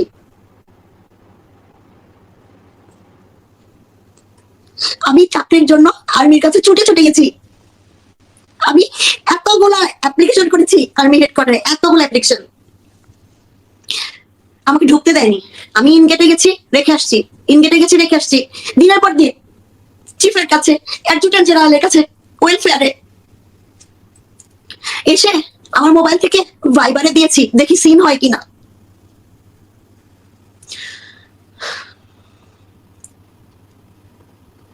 কত কিছু লিখেছি, কিন্তু আমি জানি না এটা পড়েছি কি পারিনি। আমি আমাকে আমাদের আগের প্রাইম মিনিস্টার ক্যামেরার সামনে আমাকে এত জড়িয়ে ধরতেন, আমার আম্মুকে বলছেন আপনি শুধু, আম্মু যখন অনেক কান্না করছেন আম্মুকে বলছে আপনি শুধুমাত্র নাতিদের নিয়ে খেলবেন, আপনার আপার কোনো চিন্তা নাই, আপনার সব মেয়ের দায়িত্ব আমার, আজকে থেকেও আমার মেয়ে। এটা প্রতিটা প্রতিটা টিভি ক্যামেরায় ছিল। আমি আমি তার বেশি কিছু জানি না, প্রতিটা টিভি ক্যামেরায় ছিল, অনেকবার ছিল। আপনি জানেন ভাই, আমাকে সবসময় আম্মু বলতো, ওনাকে আম্মু ডাকতে বলতো, অনেক কিছুই করতো। আমি যে বারবার ট্রাই করেছি ওনার সাথে দেখা করার আলাদাভাবে, আমাকে কি কোনো সুযোগ দেওয়া হয়েছে? ইভেন 2016 সালে ওনার সাথে আমার একটা প্রোগ্রামে দেখা হয়।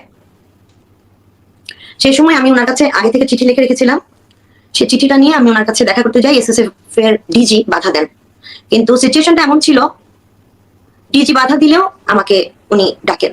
আমি ওনার কাছে দৌড়ে গিয়ে ওই চিঠিটা ওনার হাতে দিই। আমি বলছি আপনি আমাকে মা ডাকতে বলেছেন, আম্মু ডাকতে বলেছেন না, আমাকে আপনি শুধু একটা চাকরি দেন, আমার অবস্থা ভীষণ খারাপ, আপনি প্লিজ আমাকে একটা চাকরি দেন, আমার কিচ্ছু লাগবে না, আমাকে শুধু একটা চাকরি দেন। ও বলে, উনি আমাকে বলছে এই তো এখনই হয়ে যাবে, তুমি কোনো চিন্তা করো না। আর হয়নি তো। 2018 সালে আমি বিজিবির ডিজি ছিলেন শাফিন, ওনার কাছে গিয়েছিলাম। ওই অ্যাপ্লিকেশনটা আমার কাছে ওনার সাইন করা সহ আছে, সবুজ কালি তিনি সাইন করেছিলেন। ওনার সাথে আমি দেখা করেছিলাম, 2 দিন গেছিলাম। উনি বলেছিল এটা নিয়ে আমি সীমান্ত ব্যাংকে গেলে আমাকে জব দিবে। ওটা নিয়ে আমি সীমান্ত ব্যাংকে গিয়েছিলাম, জব হয়নি তো, আমাকে কোথাও জব করতে দেয়নি।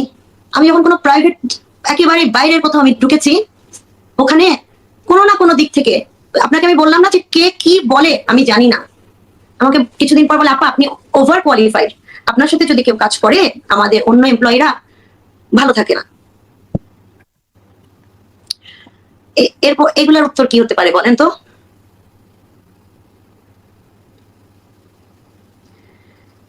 তো আমার শাস্তিগুলো ছিল এমন। তারপরে আসি আমার বাচ্চাদের পড়ালেখা নিয়ে। আমার বাচ্চাগুলো যে পড়ছে, প্রথমে যে স্কুলে আমি চাকরি পেয়েছিলাম সেই স্কুল থেকে, সে স্কুলের পরে আমার বাচ্চা একে একে ক্যাডেট কলেজে গেল। প্রথমে যখন আমার বড় ছেলেটা ক্যাডেট কলেজে গেল 2018-তে, ও ঠিক 2 বছর পরে আলহামদুলিল্লাহ আমার ছোট ছেলেটাও গেল। তো এর মধ্যে যেটা হলো, কুমিল্লা ক্যাডেট কলেজে আমার হাজবেন্ডও পড়তেন। তো কুমিল্লা ক্যাডেট কলেজে পড়ার জন্য সেখানের বেশ কিছু মানুষকে আমি চিনি, কিছু প্রোগ্রামে আমি যাই। একটা পিকনিকে, 2020 সালের একটা পিকনিকে জানুয়ারি মাসে আমাকে আমার বড় ছেলের একজন প্যারেন্টস দেখিয়ে দিল, একজন ভাইকে দেখিয়ে বললো যে এই ভাইটাকে আমার ছোট ছেলের কথা যেন বলি, যেহেতু আমার ছোট ছেলেটা ইংলিশ মিডিয়ামে ছিল, তো ও যেন স্মুথলি মানে ক্যাডেট কলেজে যেতে পারে, এটা যেন আমি মুখে বলি, ও তো রিটেনে অ্যালাউ হয়ে গেছে। আমি বললাম যে না ভাবি, দরকার নাই। এটা থেকে আমি তারপরেও গিয়ে বড় ভাই যখন আমি পরিচয় দিয়ে আলাপ করতে গেলাম ওনার সাথে, তো উনি হচ্ছে আর্মি অফিসার। উনি আমাকে দেখে বললো হ্যাঁ বড় ছেলেটা এখানে আছে না? আমি বলছি জি আছে। তখন আমি বললাম ভাই আমার একটু ভয় লাগছে, কি আমার ছোট ছেলেটা তো ইংলিশ মিডিয়ামে ছিল, তো ক্যাডেট কলেজে দিব, তখন আমি ভার্সনে নিয়ে আসছি, এই জন্য মনে একটু ভয় করছে। এখন আপনি যদি আমাকে একটু বলতেন যে আমি কি ধরনের ভাইবার জন্য কিভাবে রেডি করব, কোথায় নিয়ে যাব বা কি ধরনের গাইড গুলো পড়াবো।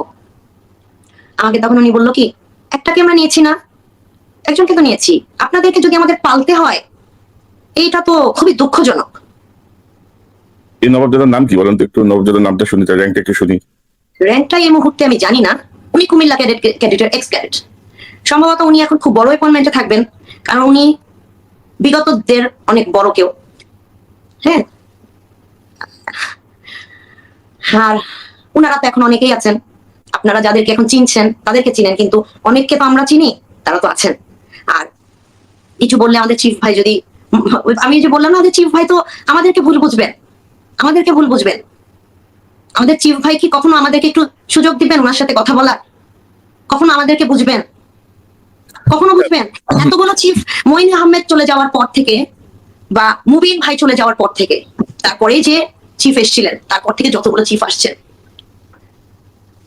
সবগুলো চিফ আমাদের সবগুলো ভাবিকে ডেকে একবার কি বলেছেন আপনারা একসাথে বসেন, ইয়ারলি একবার বসেন, 25 ফেব্রুয়ারি আগে বসেন, আপনাদের সব প্রবলেম বলেন? বলেছে? কি হয় জানেন 25 ফেব্রুয়ারি আগে? আমাদের ওই দিনটা নিয়ে যান কবরে, আমরা কারোর সাথে কথা বলতে পারি না, ওনারা ওই যে টিভিতে দেখেন না, ওনারা এসে দাঁড়ান অফিসিয়াল প্রোটোকল দিয়ে ওনারা চলে যান, আমরা গিয়ে কবরের কাছে আমাদের যতক্ষণ কিছুক্ষণ মন চায় থাকি, চলে আসি, শেষ। কেন? মানে কথা বলা নিষেধ, কথা বলা নিষেধ না, আমরা কেন আমাদের চিফের সাথে কথা বলতে পারবো না? কেন? আমি আপনাকে কি বলছি, আমি কেন রিস্ক বলছি? আমাকে তো কেউ মেরে ফেলছে না, আমার গলা কেটে ফেলছে না। রিস্ক কেন বলছি ভাই? কারণ ক্যাডেট কলেজের প্রত্যেকটা বাচ্চা ক্লাস 12 এর পরে 3টা বাহিনীর যে কোনো একটা বাহিনীর ফর্ম নেয়, আইসিসবির জন্য রেডি হয়। ইনশাল্লাহ আল্লাহ যদি রিজিক রাখে, আমার বাচ্চাও নিশ্চয়ই কোথাও যাওয়ার জন্য চেষ্টা করছে, ওর মনেও একটা স্বপ্ন আছে। আমি আমার বাচ্চাকে কোনোদিন এই ভয়ে, আমি যে শিক্ষা পেয়েছি, সাফার করছি, আমার বাচ্চাকে কোনোদিন বুঝতে দিই না, কোনোদিন বুঝতে দিই না। ক্যাডেটের বিভিন্ন ভাইরা আসে না, ক্যাডেট কলেজে তো অনেক প্যারেন্টস আসে, এসে যখন কথা বলতে চায়, ওকে কিছু বলতে চায়, আমি কখনো এটা ওকে বুঝতে দিই না, বড় হচ্ছে তো বুঝতে দিই না। আমি তো চাইবো আমার বাচ্চা ঠিক একই রকম দেশপ্রেমিক একটা অফিসার হোক, সে যেই বাহিনীতে যেতে চায় যাক। আপনি কি মনে করেন আমাদের 3 বাহিনীর চিফের মনের মধ্যে এতটুকু দয়া হবে? আপনার কি মনে হয় হবে? কি মনে হয় বলেন? না, ভাবি এখন যেটা আমরা দেখছি যে জেনারেল ওয়াকারুজ্জামান সাহেবের ধরেন সর্বশেষ ওনার যে ভূমিকা, ওনার যে মুভ দেশের পক্ষে, তাতে আমরা আশাবাদী যে হয়তো আগের অনেক কিছুই হবে না। এবং আমি বারবার আপনাকে বলছি যে যারা আপনার সঙ্গে মিসবিহেভ করেছে, যারা আপনার জীবনটাকে বিষিয়ে তুলেছে, আপনি তাদের নাম ঠিকানা বলেন। ভাই আমি বলতে বাধ্য হচ্ছি, আমি বলতে বাধ্য হচ্ছি, আমার কথাগুলো শুনতে খারাপ শোনাবে। আমি 10 কি 11 সালের পরে আজকে প্রথম কথা বলছি, এতদিন কথা বলিনি। আমার মনে কি কষ্ট নাই? আছে তো। আমার হাজবেন্ড অনেক জুনিয়র ছিল, বাট আজকে বেঁচে থাকলে সে জুনিয়র হতো না, তার কোর্সমেটরা এখন কর্নেল, তাই না? এখন তো জুনিয়র থাকতো না। তো আমি ধরেন আপনি আপনার হাজবেন্ড যেহেতু কুমিল্লা ক্যাডেট কলেজের ছাত্র এবং কুমিল্লা ক্যাডেট কলেজের 12 ইনটেকের একজন প্রাক্তন ক্যাডেট, এবং আমি একটা আবেদন, আপনি ওদের সঙ্গে বিভিন্ন সময় যোগাযোগ করেছিলেন আপনার সাপোর্টের জন্য, বা cadet college, old cadet college association যেটা আছে তাদের সঙ্গে যোগাযোগ করেছিলেন। তো ওদের ভূমিকা কি ছিল, মানে সহপাঠী? আমার হ্যাঁ অনেক চেষ্টা করেছি ভাই। আমার হাজবেন্ডের যে ক্যাডেট যে ইনটেকের, তারা কিছু সময়ের জন্য সাপোর্টিভ ছিল, কোনো এক অজানা কারণে তারা নিঃস্ব। আমি জানি না কারণ, জানি না, আমি বললাম তো ভাই আমি জানি না। ইভেন সব বাদ দে, আমার হাজবেন্ডের যে 2টা বাচ্চা, তাদের প্রতি যে কারো কোনো কেয়ার বা কিছু, তারা যে বাবা ছাড়া বাচ্চা, আমার কোনো ভাই নাই, আমার বাবা নাই, আমার আম্মুও নাই, আমার আম্মু মারা গেছেন। আমার শ্বশুর শাশুড়ি অনেক বয়স হয়েছে, ওনারা ছেলে হারিয়ে, বড় ছেলে তো, ওনাদেরও 2টা ছেলে, বড় ছেলে হারিয়ে একদমই ভেঙে পড়েছেন। এখন ওনাদের যে ছোট ছেলেটা, সে মনের কষ্টে, মানে ও তো আর আসবেই না বাংলাদেশে, ও খুব কম সময়ের জন্য এসে চলে যায়, ও বাংলাদেশে এসে বেশিক্ষণ থাকতে পারে না। আমার যে দেবর রাজীব, ও বাংলাদেশে এসে একেবারেই থাকতে চায় না, ও খুব কম সময়ের জন্য আসে, এসে চলে যায়। তো আমাদের পুরো ফ্যামিলিটা শেষ। আমার যে 2টা বাচ্চা, তাদের জন্য যে কাউকে দরকার, এই জিনিসটা ক্যাডেটের ফ্রেন্ডরা থাকে এরকম, ওরা থাকে হচ্ছে একেবারে আপনজনের মতো। এটা আমার জন্য খুবই দুঃখজনক যে সেটা আমার বাচ্চারাও পায়নি ভাই। আমি যখন বুঝিয়েছি, কারণ ওদের সাথে স্পেশালি আমার আর তানভীরের তো পছন্দের বিয়ে, আমার হাজবেন্ডের ক্যাডেট কলেজের ফ্রেন্ডদের সাথে ওরা আমাকে নাম ধরে রাখে, এত ক্লোজ ওদের সাথে আমরা। ওদেরকে আমি ভালো করে বুঝিয়েছি যে এটা তো দরকার, ওদের এটা তো দরকার। আপনারা যখন ক্যাডেট কলেজে যান, ওদের সাথে এভাবে হন না। না, এটা আমার আরো একটা কষ্টের কথা বলবো। কষ্টের কথা কি জানেন ভাই? কুমিল্লা ক্যাডেট কলেজে 2টা অফিসার ছিল, একটা 12 ইনটেকের হায়দার, সেটা হচ্ছে আমার হাজবেন্ড তানভীর হায়দার নূর, ওর ক্যাডেট নাম ছিল হচ্ছে হায়দার। আর 13 ইনটেকের মাঝার, সেটা হচ্ছে ক্যাপ্টেন মাঝার, যে হচ্ছে পিলখানায় শহীদ হয়েছেন। 2জন অফিসার হচ্ছে কুমিল্লা ক্যাডেট কলেজের। কুমিল্লা ক্যাডেট কলেজে আপনি গেলে দেখবেন অনেক অফিসার শাহাদাত বরণ করেছে, বিভিন্ন ঘটনায় অনেক ক্যাডেটরা সেখানে মারা গিয়েছেন। কারো না কারো বিভিন্ন দিকে তাদের ছবি আছে, তাদের কথা বলা হয়। আমার হাজবেন্ড আর মাজার ভাই এই দুজনের আলাদাভাবে কোনো ছবি নাই। পিলখানার অফিসারদের ছবি নাই, যারা খুব ভালো অ্যাথলেট ছিল। ওখানে যে বাস্কেটবল গ্রাউন্ড আছে, আমার হাজবেন্ড মাজার ভাই দুজনেই ভালো বাস্কেটবল খেলতো, আর আমার হাজবেন্ড ওখানে বেস্ট অ্যাথলেট ছিল, যেটা কুমিল্লা ক্যাডেটে এখন পর্যন্ত রেকর্ড কেউ ভাঙতে পারেনি আনটিল দ্য ডে। আমি অনেকবার রিকোয়েস্ট করেছিলাম আমার হাজবেন্ডের নামে যেন কিছু করা হয়, মাজার ভাইয়ের নামে যেন কিছু করা হয়। আমি দুজনের নাম বলেছি, হয়নি ভাই। আমার হাজবেন্ডের ক্যাডেট কলেজের ফ্রেন্ডের বাবা হচ্ছেন জেনারেল ইব্রাহিম আঙ্কেল। এটা কি সম্ভব ছিল না? মাজার ভাইয়ের কোন ইব্রাহিম? জেনারেল ইব্রাহিম আঙ্কেল ছিলেন, আছেন না? সৈয়দ মোহাম্মদ ইব্রাহিম। জি জি জি জি, উনার ছেলে মুজাহিদ ভাই, উনি হচ্ছে আমার হাজবেন্ডের ইনটেকমেট। উনি তো আমার খুব খুব কষ্ট লেগেছে ভাই, যে না আছে কোনো ছবি। হয় কি, যখন ওরা 12-এ বের হয়ে আসে সম্পূর্ণ ইনটেকের একটা ছবি থাকে, সেই ও 97 সালে বের হয়ে আসছে, সেই 97 সালে সবগুলো ক্যাডেটের সাথে প্রিন্সিপালের সাথে যে ছবি, ওই ছবি আছে, যেটা সবার থাকে, কিন্তু না মাজার ভাইয়ের আছে না আমার হাজবেন্ডের আছে। কেন কেন ভাই? দুঃখ লাগে কখন জানেন? আমাদের কি চাই? টাকা পয়সা না ভাই, আমরা একটা চাকরি চাই, আমরা আমাদের সন্তানরা যেন দাঁড়াতে পারে সেই সাপোর্টটা চাই, আমরা মানসিক সাপোর্ট চাই, আমরা সম্মান চাই, আমরা সম্মান চাই। আমরা যখন যাই সালাম দিয়ে ভাবি বসেন, ভাবি সমস্যা হচ্ছে কি বলেন, এইটুক চাই, অন্য কিছু না। মাঝে মাঝে আমাদের একটু খবর নেওয়া, এইটুক চাই ভাই। ধরেন আমি যেটা বুঝলাম যে ধরেন আপনার যেই জীবন, ধরেন মেজর তানভীর জীবিত থাকলে তো এতটা দুর্দশার মধ্যে দিয়ে যেতে হতো না তার সন্তানদেরকে বা আপনাকে। আমার বাচ্চারা এত ছোটবেলায় তার বাবাকে হারিয়েছে, এত ছোটবেলায় কোনো স্মৃতি নাই তাদের মনের মধ্যে। আমি তাদের মধ্যে যতই বাবার জিনিসগুলো দেওয়ার চেষ্টা করি, বিভিন্ন ভাবে আমি যেটা ফিল করতাম ছোটবেলা থেকে, যে ওরা জিনিসগুলো এভয়েড করতো। বাট আমি এটা বুঝতে পারলাম ক্যাডেট কলেজে যাওয়ার পর। আমার বড় ছেলে খালি বাস্কেটবল ধরে, তো আমি মনে করতাম, বলতো কি বাবার মতো। সে সে আমি নামটা বলতে চাচ্ছি না, সে একজনের কাছে শেয়ার করেছে, সে আমাকে বলেছে যে সে ওখানে স্টেপ দেয় আর সে মনে করে বাবা এখানে কিভাবে স্টেপ দিত। এখন হাউস চেঞ্জ করে নতুন হাউস হয়েছে, সেই আমার ছোট ছেলেটা বলে আমাকে যে মামা জানো, আমি আমার ছোট ছেলের হাউস অন্য হাউস, আমার হাজবেন্ড ছিল আরেক হাউসে, তো এখন আমার ছোট ছেলের হাউস থেকে পুরান হাউসটা দেখা যায় খুব সুন্দর করে। সে বলে, আমি তাকিয়ে তাকিয়ে চিন্তা করি, বাবা তো খুব বল, সবসময় বল বল বল বল, বাস্কেটবল বাস্কেটবল দিয়েও সে ফুটবল খেলে ফেলতো, এরকম সে দাদুমণির কাছে শুনেছে, মানে আমার মাদার ইন লর কাছে শুনেছে। বলে বাস্কেটবলও খেলতো, মানে ওর হাত ভেঙেছে, পা ভেঙেছে, ওইটা দিয়েই নাকি খেলতো হাসপাতালে ভর্তি থাকা অবস্থায়, এরকম অবস্থা। তো বলতো, আমি মনে মনে ভাবি বাবা মনে হয় এমন করছে, বাবা মনে হয় এরকম করছে। ওদের নাকি ক্যাডেটে থাকতে ইচ্ছা করে বাবাকে পাওয়ার জন্য। তো আমি কি ভাই আশা করতে পারি না যে এই সন্তানগুলোর জন্য তাদের বাবা, যাদের বাবাদেরকে হারিয়েছে, তাদের জন্য কিছু করা হোক? আমি কি ভাই আশা করতে পারি না, যেটা আমার 2009 সালের চাওয়া ছিল, যে পিলখানার গেটটা, মেইন গেটটা হিরোজ লিভ ফরএভার করে 57 অফিসারের বিএ নাম্বার দিয়ে, র্যাঙ্ক দিয়ে নামটা লেখা থাক, যেভাবে স্টাফ রোডে করা আছে বীরদের নাম দিয়ে। আমার চাওয়াগুলা কি অনেক চাওয়া? আমি কি অনেক কিছু ডিমান্ড করছি যেটার জন্য দেশ জাতি কারো ক্ষতি হবে? আমি যদি আজকে চাই আমার হাজবেন্ডের ডেড বডিটা পাওয়া যায়নি, আমার হাজবেন্ডের ডেড বডিটা যেন আমাকে দেওয়া হয়, এটা কি খুব কষ্ট হয়ে যাবে আর্মির জন্য? ডেড বডিটা কেন মিসিং হলো বা এটা নিয়ে কি ব্যাখ্যা দিল অথরিটি? Mismatch, mismatch. কিভাবে মিসম্যাচ ভাই আমি তো জানি না, আমি তো পিলখানে আটকা ছিলাম। কিন্তু আমি শুনেছি ভাই অনেক বডি নাকি বার্ন করা হয়েছে, এটা ভাই মিডিয়াতে শুনেছি, মানুষের মুখে শুনেছি। ভাই আমাকে যখন ডেথ সার্টিফিকেট দেওয়া হয়েছে এক একবার এক একটা, কিন্তু ওই যে প্রথমটা মিসিং লেখা, মিসিং ডেথ, একটা একটা করে দেওয়া হয় আর বলে আগেরটা ছিঁড়ে ফেলবেন। আমি ওই যে যিনি আমাকে নিয়ে গেছিলেন বিডিআর এর সাক্ষীতে, সেই ভদ্রলোক, উনি প্রতিবার বলতো, আমি বলতাম ছিঁড়ে ফেলবো, ঠিক আছে বলতো, নাহলে আমাকে দিয়ে দেন, আমি দিইনি। উনি এখন রিটায়ার্ড, আমি রেখে দিয়েছি।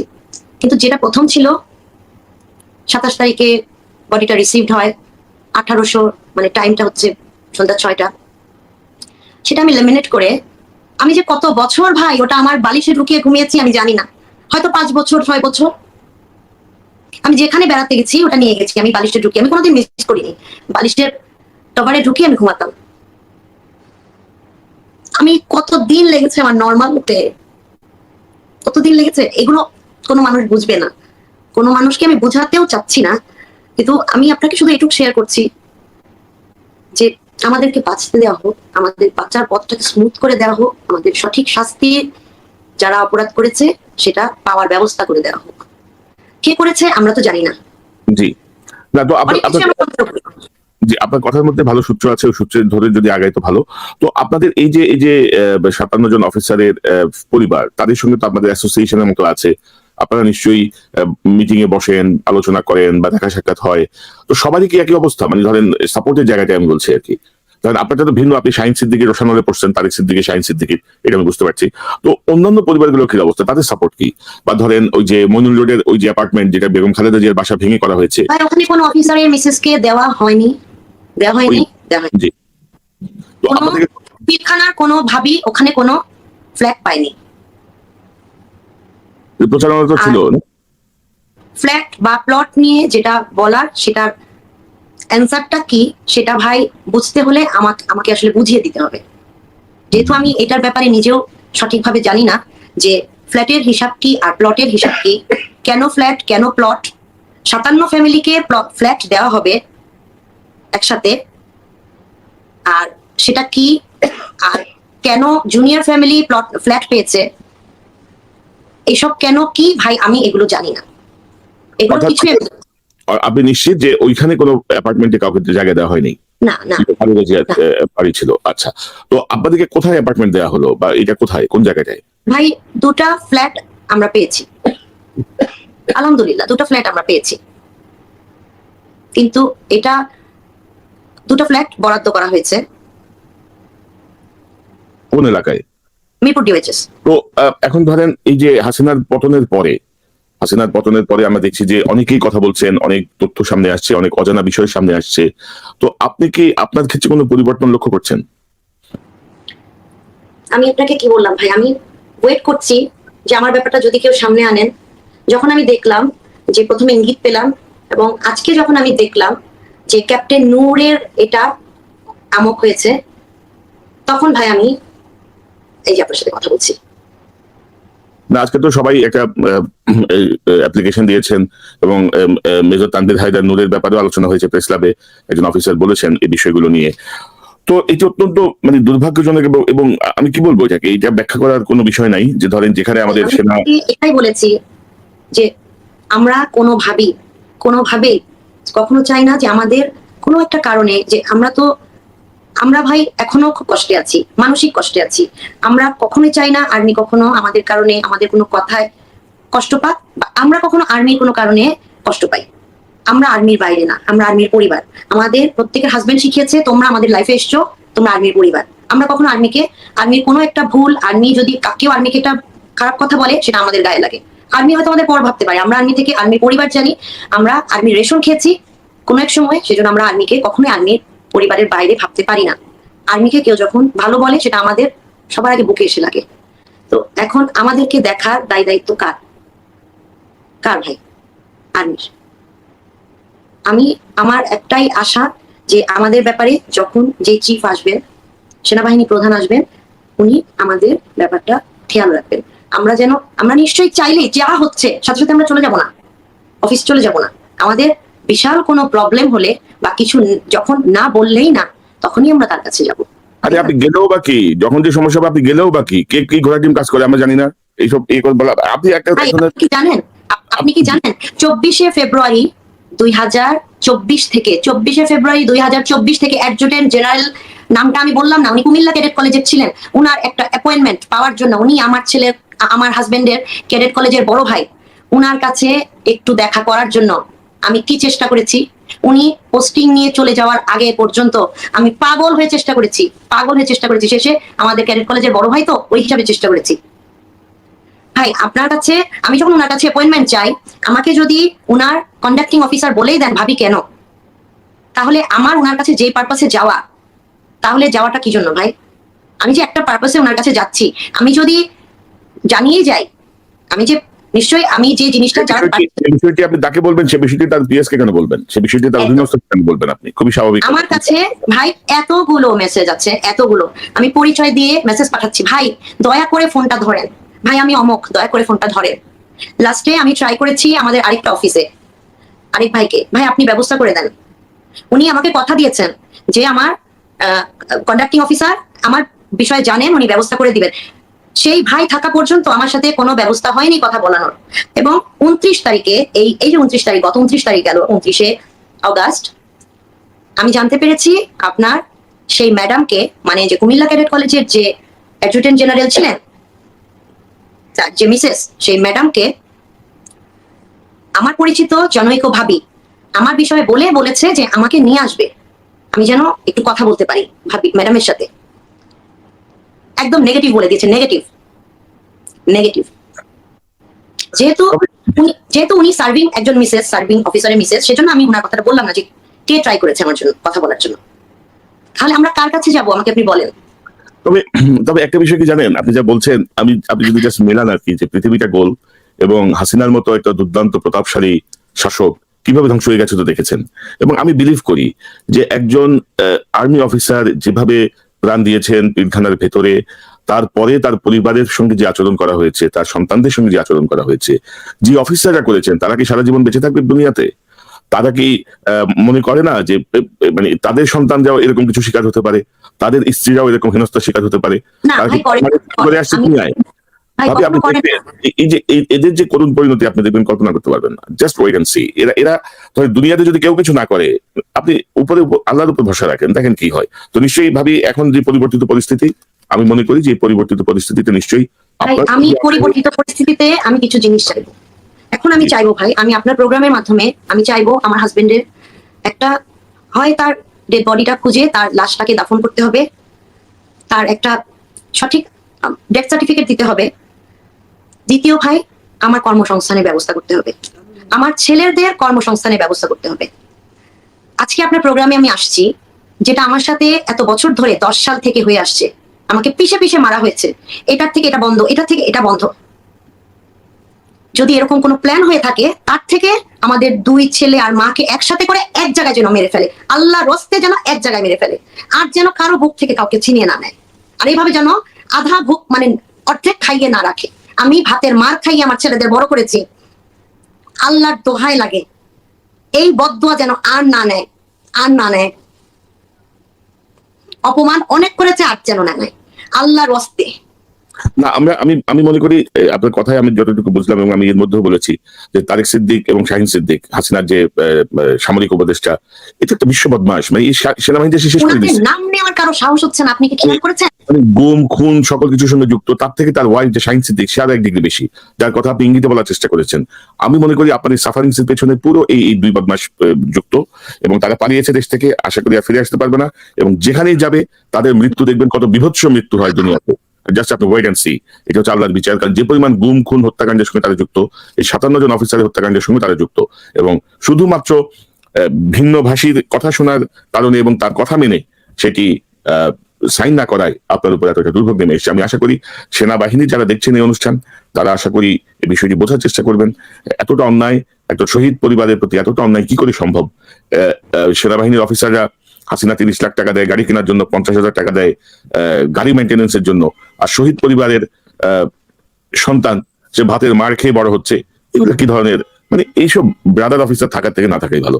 তো তাসনুবা মাহা, আপনাকে অসংখ্য ধন্যবাদ। এবং ভবিষ্যতেও যদি কোনো বিষয়, যদি কোনো ইস্যু আপনার সামনে আসে, দয়া করে আমাকে আপনি জানাবেন, আমি নিশ্চয়ই যথাযথভাবে সেটি শুরু করব। আপনাকে অসংখ্য ধন্যবাদ।